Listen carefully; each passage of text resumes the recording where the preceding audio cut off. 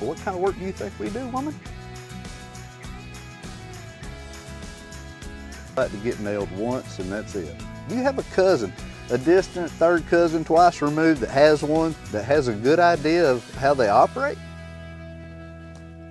Honky tonk, but donkey donk. There ought to be a law Against my seat.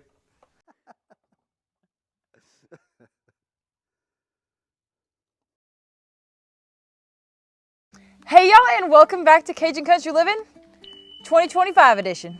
We hope that each and every one of y'all had a very Merry Christmas, Happy New Year's. We know we did. We had an outstanding anniversary too. Yeah, we bundled everything right there together so we could just celebrate all together. Knock her all out at one time, you know?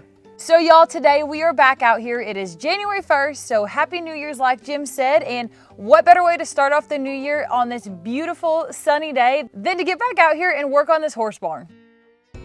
Since we got this mobile horse barn all framed up, we have got all kinds of Western type weather here.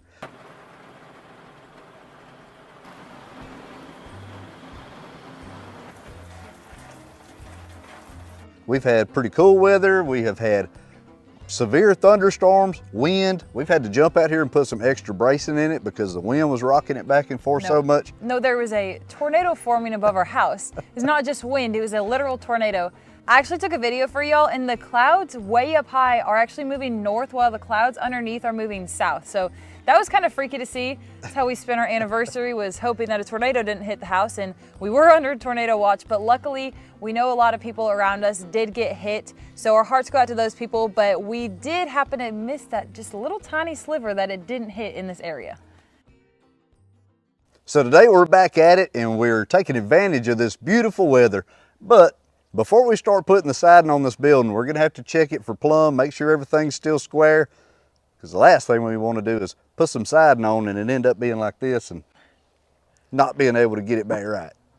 You know, I'll be the first to tell you, we far from actually know what we're doing, but experience has taught us to, before you start putting up these 4x8 sheets, unless you want the last one really looking wonky, better double check, make sure everything's plumb and square. So, wow.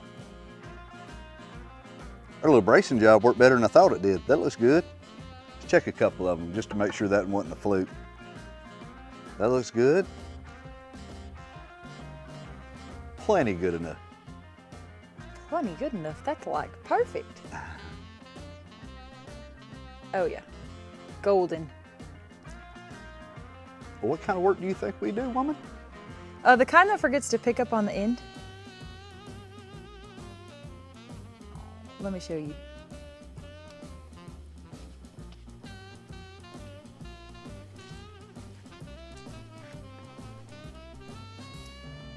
Yeah. Like I was saying, the kind of people that forget to pick up on this end, because we were in a rush and realized that this wall is about 1/4 of an inch shorter on this end than the other side. But at least we got one side, so we're 1 for 2. 50% on this back wall, so we'll have to figure that out whenever it comes to the siding. Before we go any further at all, we're gonna have to go out there and ask Blaze if that's all right with him. Just not sure he's gonna, that's less than desirable. You know, he is picky. He might be like, no way. If that horse barn is 1/4 inch out, I'm not walking under. I think it's been like 5 years since I've seen you with your face shaved. It's probably going to be like at least another 5 years before you see it again. But today, I'm going to show y'all how I keep this goat under control. Have you ever wrestled with one of those clunky, outdated beard trimmers?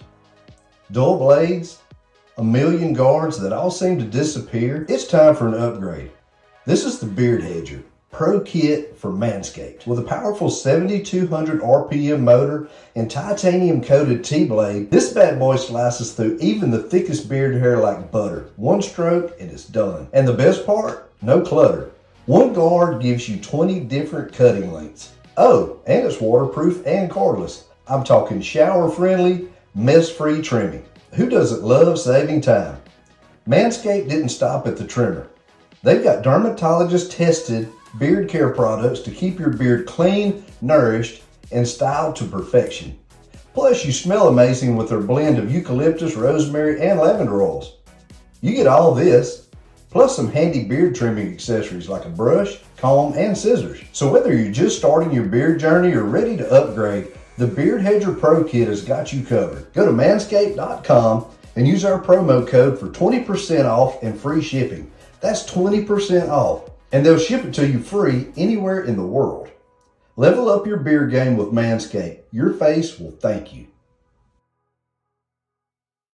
Since this side is level and ready to go, we can go ahead and put this siding up, but little trick we learned is if you got any area that you can mark the center of these studs, go ahead and do it for your own benefit. Instead of having to move the tape measure over and mark every single spot, go ahead and just mark this up right down the middle, because this skid is not going to be covered up. It's only going to come down just a tiny bit on there, and the rest of it's going to be exposed, so we'll be able to see those lines. So the class wants to know, Lydia, why is it important that we put a mark down there, put those lines in perfect line with those studs?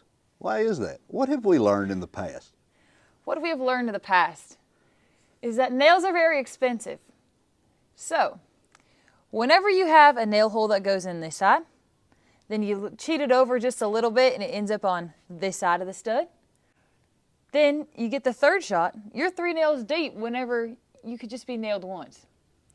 You know, all it takes is 1 good nailing, okay? Not 3. We're not wasteful.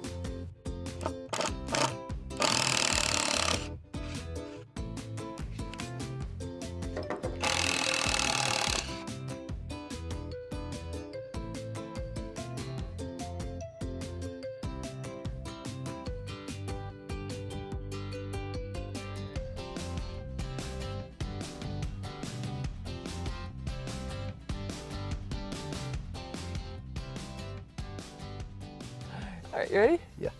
I can cheat it in here, huh? Okay, yeah. You think? Just 10 times to be fair. What in the world? Did you hear that? Pow, pow, pow. When have I ever done that? Today. The whole 3 nail thing, apparently. Did it go Supposed to in? make me a liar. Oh my Lord. And I missed. No, you hit. We're definitely out of What? practice. Okay, I'm gonna have to go get the hammer. We'll back up and regroup, straighten it back up, and Scratch that. That didn't happen. turn that thing off of fully auto and put it back on semi-automatic. Apparently. What in the world?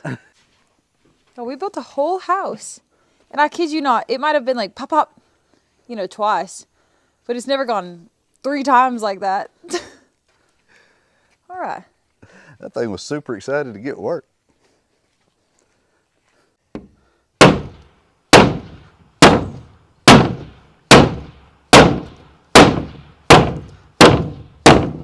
All right, time to write up.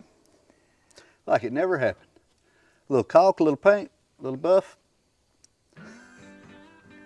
You know what needs a little caulk, paint, and buff? Look Here. behind you. Look at that staircase. I'm telling you, Them handles. I've been seeing these little sandblasters, and I know nothing about them, and I really want one. They have one at Harbor Freight. I know. Before you even say it, Harbor Freight, junk, blah, blah, blah. But it's super cheap. They have it on sale for like $119, and it holds 110 pounds. You just hook it to your air compressor and put sand in it, and supposedly it's supposed to just sweep away the rust so you don't have to do all the sanding and wire brushing and grinding. What do y'all think? Have y'all used one? Do you own one?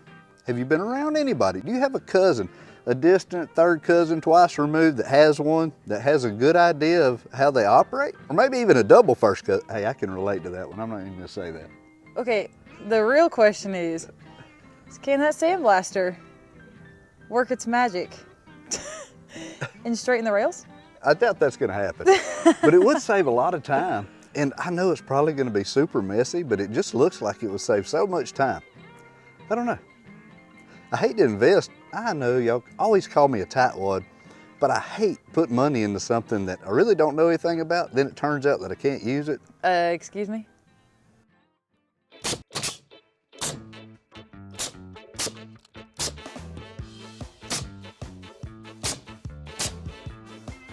This is that pre-primed LP smart side, I think they call it. We've got to where we use this a pretty good bit, and it's like a layered OSB, but it's really good stuff. We've used it on the hoof hut, We used it on the chicken coop. We've used it on a bunch of different things, and we really like it. It is a little pricier than I think that it should be, but you can cover a lot of ground quick. And it's got that primer on it, like Jim said, so if you have to leave it like we did the swamp house that we still need to at some point go paint, it's not like it's getting damaged because it does have that primer on it.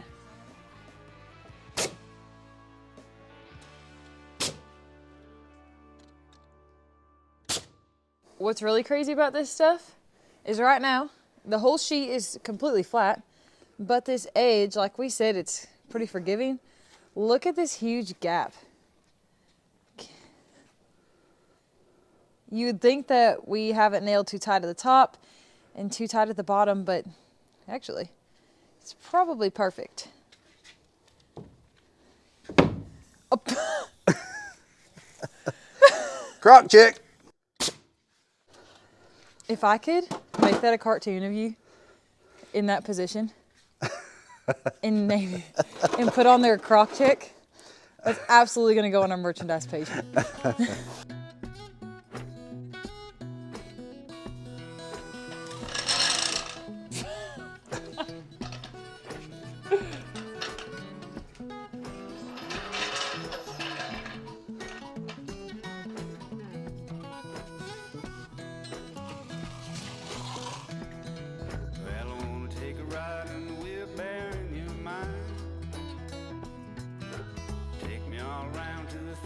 Places where you spend your time. Ain't no place I'd rather go. You're a funny little critter and I love you so, man. I wanna take a ride and we'll bear in your mind. I come and sit down with me in a rocking chair. Coffee pot is nice and hot. We can sit in our underwear. Tell me about the dreams you had last week. Swimming all around with the fish in the sea. Come sit down with me in a rocking chair.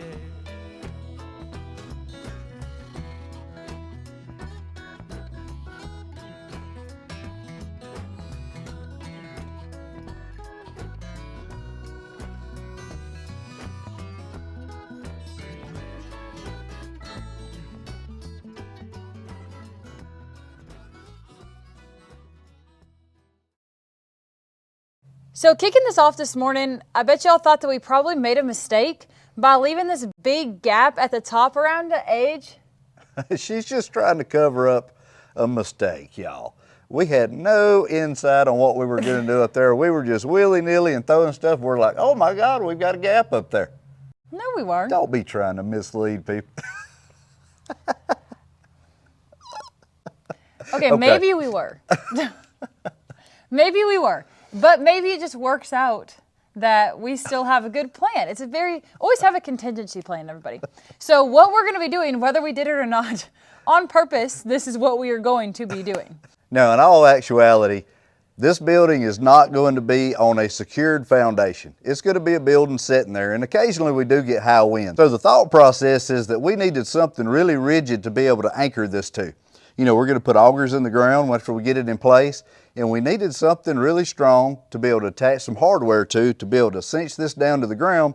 That way, if a good wind did come through, it won't be toppling over the barn with Blaze in it. I'm sure he wouldn't be a fan of that. We're just going to shoot it in place with some ring shank nails, and then we're going to come back with high tensile screws to really make sure that it's not going to go anywhere. And then we'll be able to just put some eye bolts in wherever we see fit, and just like we had planned. Now, a lot of y'all had commented on our last video, giving us a lot of advice on make sure you have some tie-down options. So this gives us plenty. If we wanted to put one every inch, we could. So now we have all the options in the world. And that's one thing that we really, really like. We get out here and we start these projects, y'all kick in and give us some comments and feedbacks and give us so many ideas that we never even really thought of. Some really good ones too. It's amazing, like, this is our vision and this is what we're gonna do. And then all of y'all come in and y'all give us these helpful hints and be like, God, that is so easy. That is such a good idea. I just wish that somebody would have said, hey, don't forget to take off for the top plate and the bottom plate whenever you cut your studs. Because the whole time I've been thinking, this is really tall. Like, I knew it was going to be the 8 foot, 5.5 inches, but I kept thinking, they're really going to believe that we did that on accident.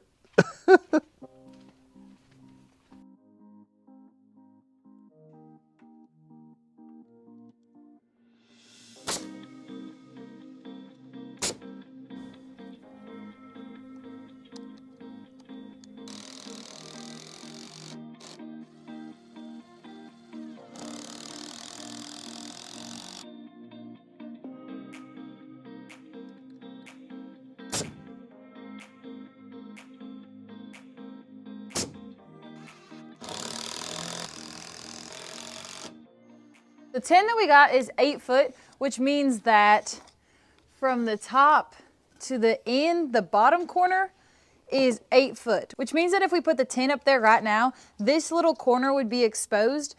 And this is of course just my model for all the ones that Jim's going through right now and marking. But what we're gonna do is cut these off straight. That way the water doesn't sit there and it looks better, and then everything's just flush and looks nice, right? Something like that? Exactly, kinda. Sorta. Good enough? Yeah, we're just making everything straight, uniform. We don't want water to run out on the end of our 2x4s and all that good business, but just gonna give it a little bit more curb appeal too. Hang on. Oh wait, I keep forgetting to throw the third one. Ah! I need Well, it balls. looks like you're about as juggler as I am an astronaut. Maybe if I just keep working on it. You're doing great work. Well, thanks. If I would just master moving the ladder exactly where I need it instead of right in the way, I would be golden.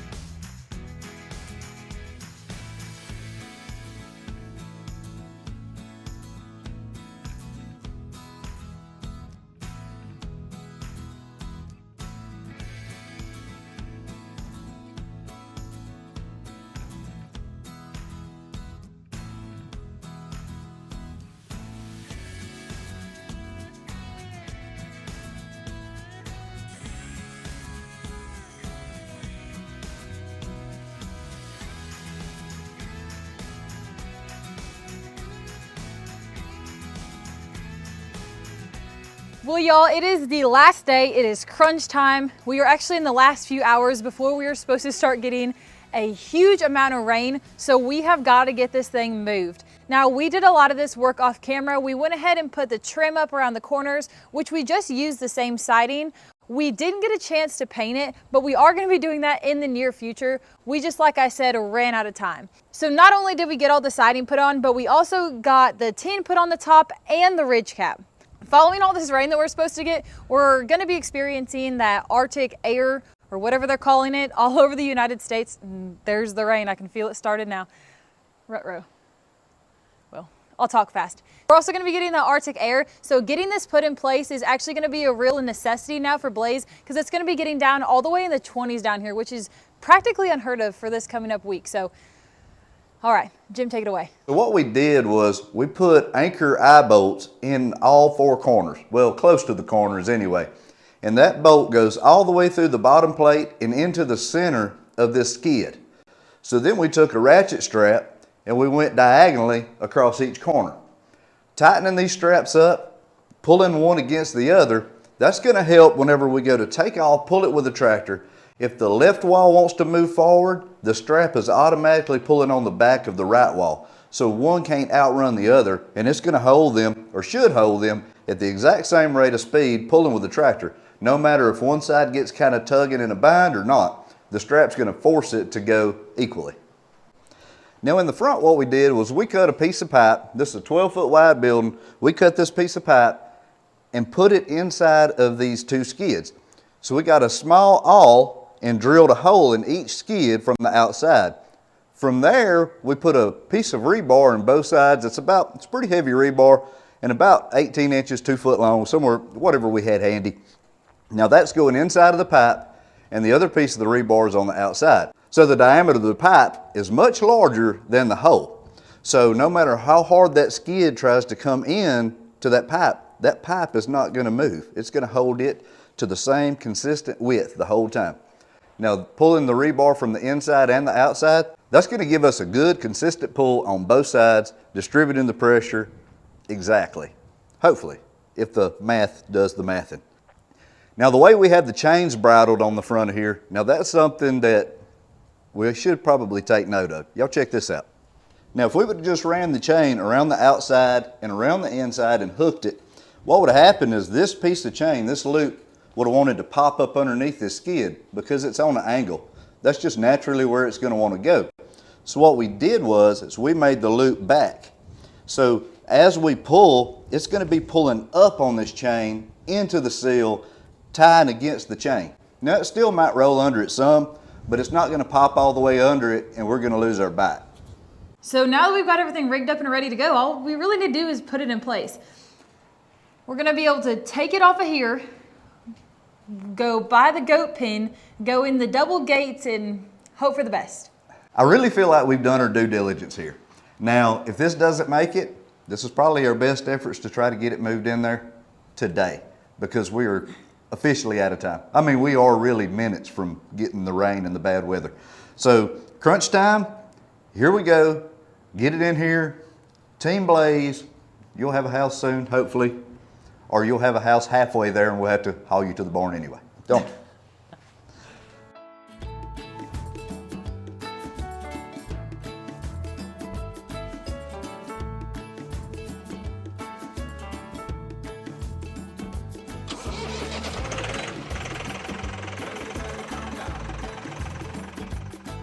We're all friends around you, just join the fun. 'Cause if you're in a hurry, you're missing the point. You should enjoy the fruits of life instead of chasing coins. Because it's a beautiful day.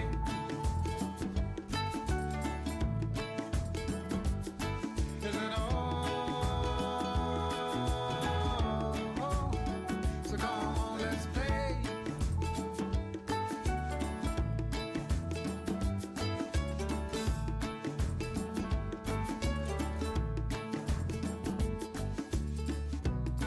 Forget the rush, you're in and find a good spot. Sit down and join us as we sing a good song. Keep back, relax, and just follow along. Oh, we got plenty of time. Taking it easy won't cost you a dime. Throw another log onto the fire. Because it's a beautiful day.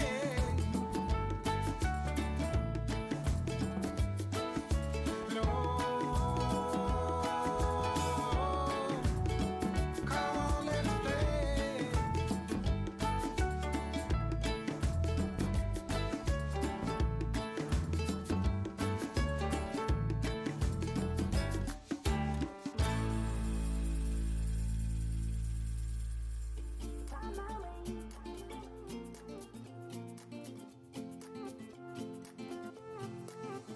A new place, a new home for a while. Let me feel alive. Nothing to hold me back. Take my time, just enjoy the ride. A new man passing by. Life is good, best I've ever felt. Get me up, somewhere new, somewhere I can find myself. Oh, I feel so alive. As I reach out to the sky. I found my way. I was in the dark against it all, but made it through the day. 'Cause I found my way. In bad times, I know I'll be okay. 'Cause I found my way.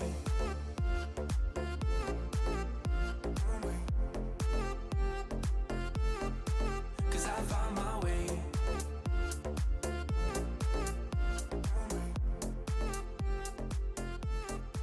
'Cause I found my way, my way, my way.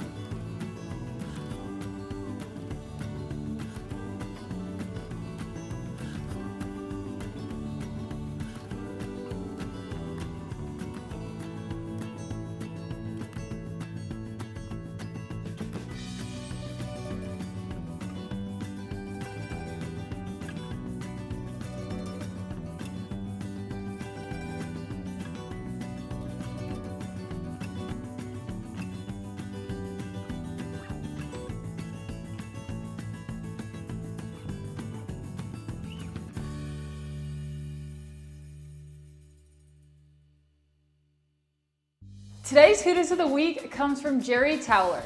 He sent in 2 really good Hootises that might come in handy for somebody else. Here is his engine lifting Hootis and his motor stand Hootis. If y'all have created a Hootis that you want to be featured on our channel, go ahead and email us at cajuncountrylivin@gmail.com. Thank you, Jerry, for sending in your 2 Hootises, and we'll see y'all in the next one. Bye, Cajun family. Don't forget to like and subscribe.